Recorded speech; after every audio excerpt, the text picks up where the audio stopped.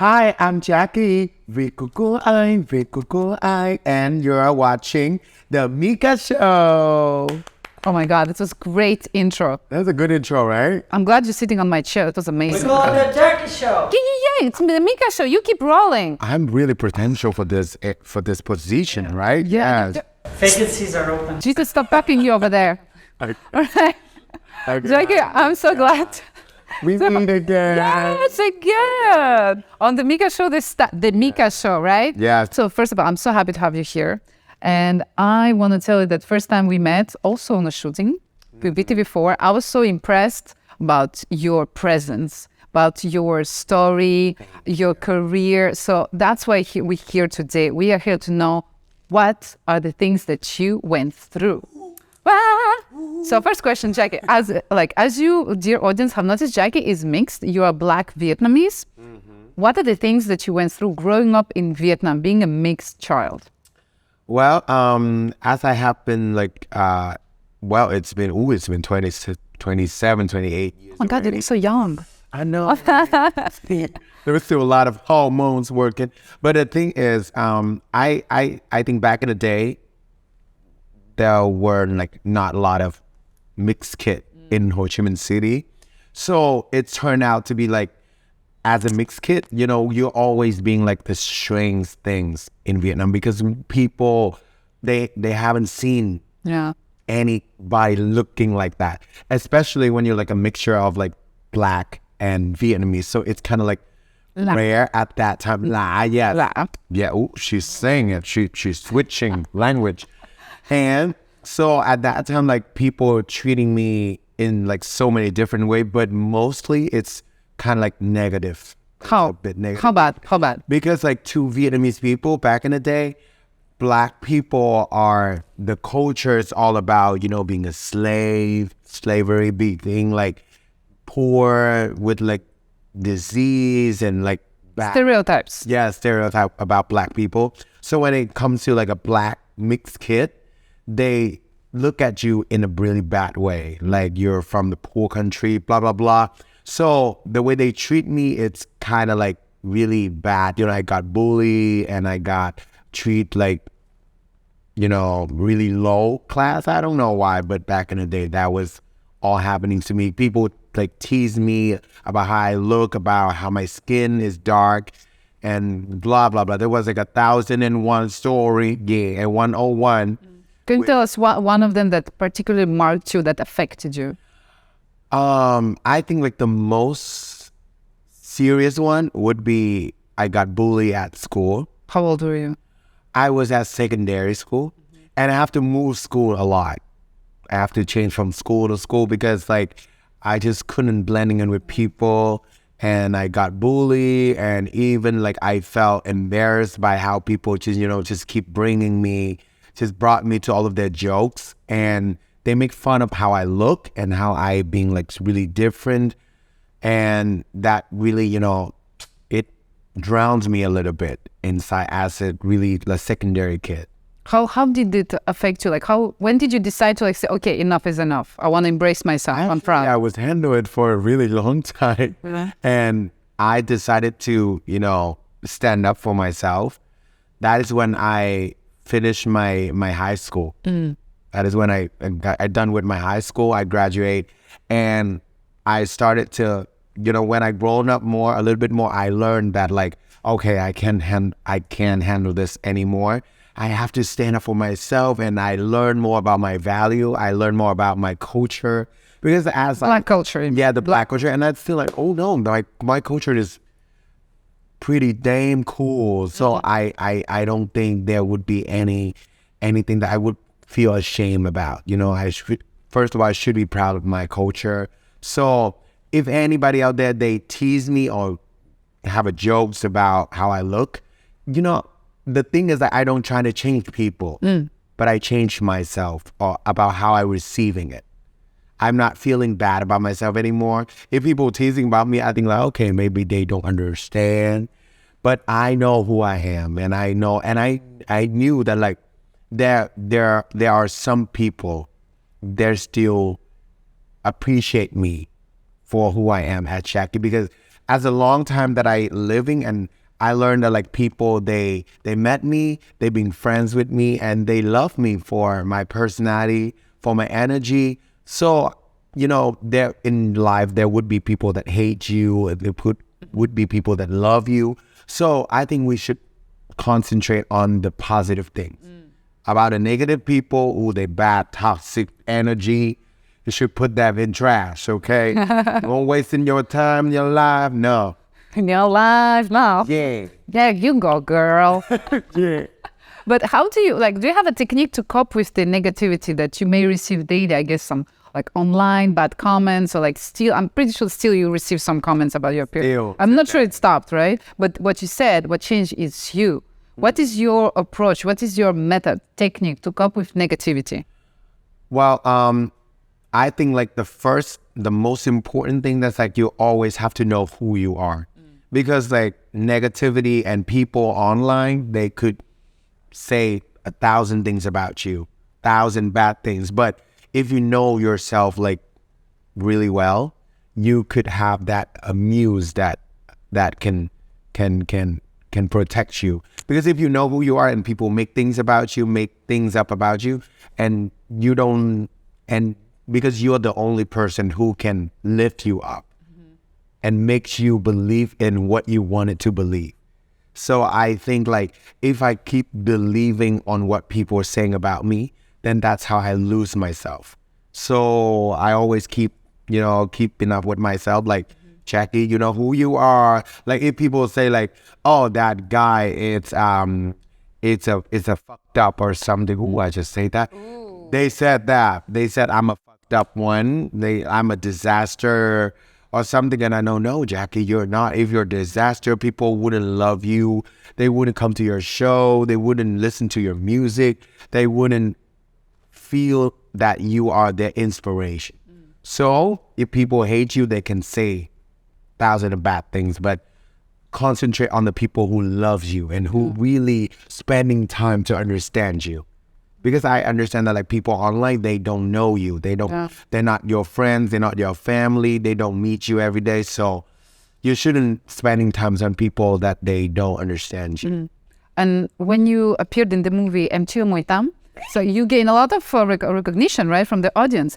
Did it also change the way people were perceiving you, were perceiving people of color in Vietnam?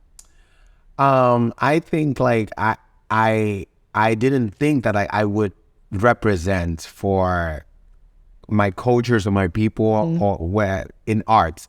But after that movie, I think like people they know more about me. That's the first thing. Second of all, like they love how I could be so, funny and charming at the same time. And they understand more about the Black culture, like because I brought stuff of the Black cultures in the character, all of the some of the things. And I don't even try to copy anybody. Like I just trying to bring it out. And people think like, there's something about Jackie that really unique, and there's something really fun but humble but slay at the same time. And I was like, yes, that's how I try to make you feel. And I think like that's how they love the character, and then they love Jackie, and then they love the culture deep inside of me. But besides acting, I know you kind of went away from acting to concentrate on the singing. And in the singing, how did you succeed to keep your Black identity, I would say, your Black flavor? How did you put that into your music? Well, first of all, I think that because I couldn't be anything else. That's the thing. But you didn't try. Yeah. That's the good. You don't try to be something that you're not. You didn't pretend, hello, I'm Vietnamese. Because nowadays you can see that like a lot of like young artists, they have a lot of influencing in their, arts and sounds and visuals. They love K-pop artists, or like some artists in the state in America or something like that. Well, I don't think it's a bad thing, but the thing is, I just couldn't be anybody else, because I know there are some things about me that it's just so unique, but it's not in a good way 100%, but not in a bad way 100%. It's just like I'm just being Jackie, the way I'm talking to you, the way I look at you, the way I represent myself. Everything is just really myself. So I trying to, and I know people love me for that. So that's why I'm trying to like embracing it and promoting it. Yes. It's the whole Jackie style. So I think people will remember me as Jackie, not just some black guy, but it's Jackie. So I think that will give them more, more impressed about me, about what naturally coming out from me. I think that's a very good advice, especially for young people who like still looking for the self, or sometimes you're doubting yourself, and hearing you telling that, well, I cannot be something else except being myself. Yes. So just such a great reminder, for everybody out there to Just remember that. Exactly. Because sometimes I know there's a lot of people out there, they're always trying to be someone that makes them feel special. But the thing is, I have learned that like you are the only version that nobody can duplicate or even replicate. So if you're trying to be somebody else, there would be, as I said, there's no better version than the original, right? No matter how copying you are, the people still looking for the original one, because the original is the one who started the whole thing. So why don't you just be yourself and let people see the original, the truly things that only you can create? Because people will remember you when you're putting out things that only you can make. Yeah. Because like I remember you at Micka, because you are Micka, and your personality, I couldn't see that in anybody else. Same. Yeah. Same here. Girl, you can see. I know there's no other girls that can do. We getting that way. We getting there. Actually, it's the moment where we start to do. You know, right? Like that is the only that's how I remember you, as a beautiful MC that have a sense of humor. But the sense of humor that you have is only you that pursuing it.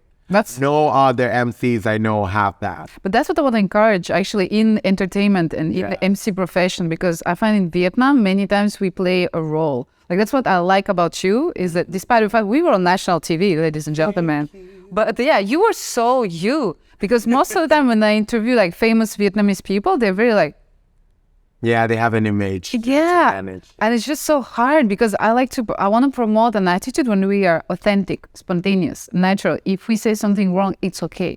Yeah, It's fine. okay. It's okay not to be Okay. Okay, now is the moment we go to the part, because now let's talk, we talk about acting, we mentioned about singing, but now it's the moment that I have been waiting, because now we're going to hear you sing Oh, God. your latest song. Oh, God. And for my English-speaking audience, I also want to talk about the meaning. But first thing first, if you don't mind, sing us a little bit of your song. I can participate. Okay. So, can you help me with the background? Oh, Lord. Is there... You did it really great the last time. Yeah. Yes. Yeah. Okay. Okay.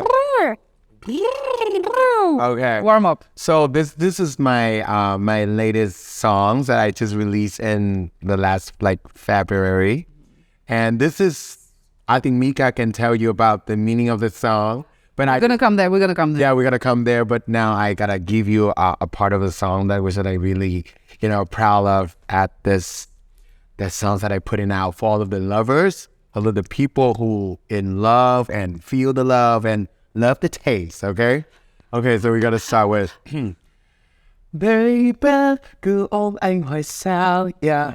Hey. Baby, cớ sao anh còn đông để trong mắt em. Baby, cứ ôm anh hỏi sao. Yeah. Hey. Baby, cớ sao ta còn chưa chịu buông lấy nhau. Yeah. And that song is called Vì của anh em. Can we talk about the meaning of this song? Girl, why don't you sing it? You're making me excited. So coming out, all the things over here. Yeah. So how do you explain the meaning of this song, and why is there such a controversy around the title? There were some things, if there's some things about Jackie, and if there's something even special about Jackie, that is would be I would sing about something that people don't sing about. And because this is a thing, I love to create music about, first of all, it has to be realistic. Wait, you wrote this song? I wrote this song with Wow. one of the other writers in the company, which his name is Petit Prince. Petit Prince? Yes, but he is really low key. Like he doesn't show up. But yes, I co-writing this songs with him, and this is one of the songs that I wrote about love. But I want to give it a little bit of a spice in it, because actually, usually people write about love. They write about how I hold your hands, how I kiss your lips, how I pull my hand into your hand. Nah, without doing that. What are you pouring in your song? I put flavors in it. Actually, this songs I wrote about the flavor of your lovers. So I want to ask you, the man behind the camera, can you tell me what is the flavor of the one you love? Sweet. Sweet? See, that's a flavor. But sometimes some of the people, I ask them the same question, but they say like, my lovers, the flavor is kind of like spicy because she is sexy, because she is hot. But some of the other people, they have the lovers that are really sweet, really gentle. Some of the lovers is not really tasting that good. Some of the lovers are a little bit bitter, a little bit lame. But that's a realistic thing. So I want to write the songs about how you love your lover's taste. It could be physically, it could be mentally. It depends on how you feel. But yes, so I wrote about like, baby, how I love your taste, how your taste make me want to go for round two. Which taste are we talking about again? In this song again? I'm gonna repeat it again. I was like, baby, I love your taste, and baby, your taste make me want to go for round two. This is a realistic thing. Like there would be a day that you really love your lovers. You like the scents, you like the taste, that you just want to be around them the whole day long. You don't want to go for work. You don't want to go out. You just want to lay on the bed with your loved one from hours to hours and do whatever you want. I'm not gonna be specific about this one because it depends on people. So there's actually no ambiguity about the song, right? There's no ambiguity. It's pretty crystal clear what we're talking about. Yes. Which taste we're talking about. So, but how do you explain all this, like the success of the song? And all the I know there's bad comments, people go crazy. I've seen some stuff on the internet. Your fans what? How do you explain the success? First of all, I think people, when it comes to the love part, people love people love the melody of the song. Yeah, they love the production. Yeah. They love when it comes to pa pa da pa pa pa da pa. You see, when you're listening to this song, you just could not stand. You have to move. Yes. You have to, even if I sing it in a cappella, I give you some kind of rhythm, baby, you see, you can vibing it, and it makes you feel some kind of a fun energy. That's the first thing, and I think people love it because it make them feel happy with the melody, with the vibe, with the productions. But also, when it comes to the meaning of the song, when people read the lyrics and they hear the word taste. Batting Viet. Yes, and they hear the word taste, the word taste in Vietnam, and they be like, what you mean? What you mean V? Where the dark thing comes to their minds directly. Because they think you only can taste the things that you should taste. But I'm saying that, no, this is music. You should be... So you play with ambiguity. We know what we talk about, but still because there were so many other meanings. Yes. There. Okay. So that's something that I like. It's it's kind of obvious, but it's not so obvious. So you play with the melody, like you say, and you play with the words. So it's actually a very smart song. Yeah. And through this song, you promote your originality, because when we look at you, okay, we can be surprised, but also when you sing, you have this the voice very we said last time in the interview, groovy, yeah, like black bands in the 90s, but then you sing in Vietnamese, So it's just like, wait, It's what? like another thing. Yeah, but I think it's just so great. Again, we come back on the main topic, which is like embrace your difference. And for me, this song is just a symbol of this because you embrace yourself, your taste in love, yourself. So it's like, I can understand it can be disturbing for some people, but at the end of the day, it's a very positive message. Yes. Very positive. I received like a lot of like disturbing comments, and mostly it's from adults. Of course. Yeah. And they said that I just picked some of the comments, and they said like I put bad influence on the young generation. Like my music is trash. Because they said like I sings about sex. But they say my music, so it means they recognize you as an artist. They qualify it of music, so that's already positive. Yes. And the young people loved it. The young people, they sing along because they don't take it like really seriously. They know that like nowadays, even in other country, like because writing about sex is not a bad thing. It's been done. Because it's some things in life, but you writing about positive things. Yes. It's not about you bringing man or ass in the song.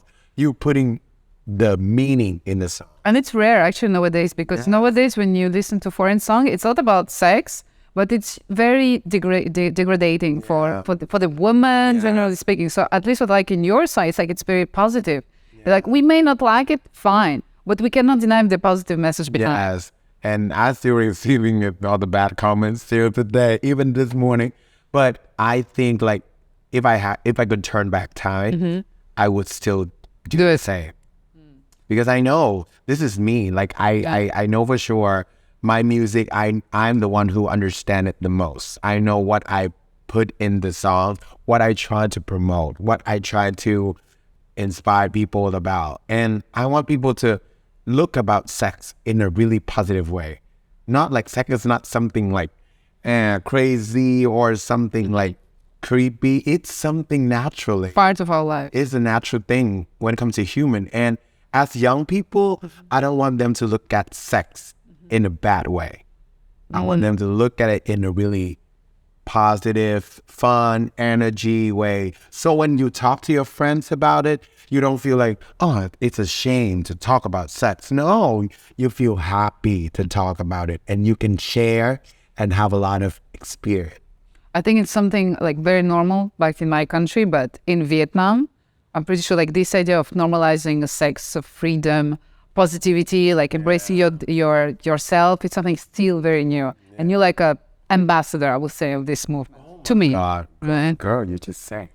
And actually, I know you're also very popular in the LGBTQ plus cover. I don't know all the names, right? You're very popular in this community. So what is like, do you feel like you're representing the community or like you're part, like what is your role within this community? I think when it comes to the LGBT community, I think myself is not gonna be like I'm not gonna represent for the community, but I want to represent myself as a part of a community. Because I think like day by day, like people in the community, they try to make everybody look at the people in the community in the positive way. Like we are all coming from a lot of places. We are different in race and works and occupation, but we all bringing like positive energy. We try to make people feel happy when it comes to LGBT community. So I try my best to like, when I work in my music career, I still trying to make the people in the community be proud that you have an artist that always trying to put all of the effort and all of the passion in the music. I even not trying to play a role of anybody else. I'm really proud of to be, an LGBTQ person in music, in this industry. As long as I still have to keep up with my works and have to put 100% of my energy in it and make people feel like, oh, and people from LGBT communities are really talented, really passionate, and they are putting out positive things to the world. And it's one thing that I really like about you is like you're part of different communities actually. LGBTQ is like one of them, but you also represent like the Black community, the foreigners. While being in Vietnamese, you have this strength to use like to gather people and to bring a positive message. And so we're actually coming towards the end of our interview, Jackie.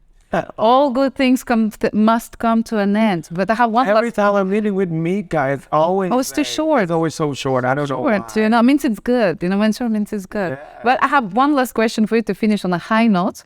According to according to your Jackie, and I'm gonna succeed to ask my last question.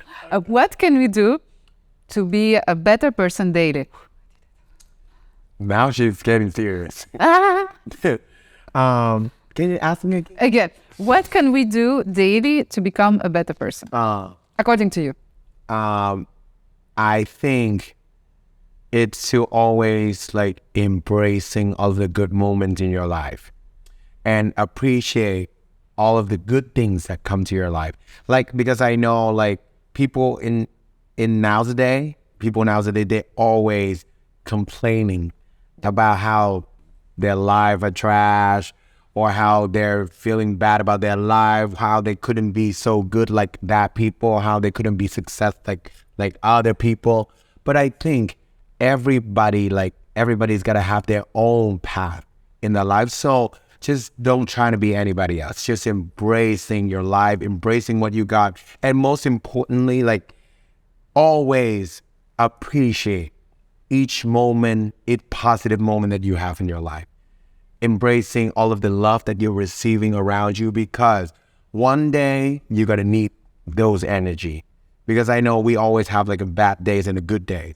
But in our bad days going to be real short if we looking at our good days and good peoples and good energies around us.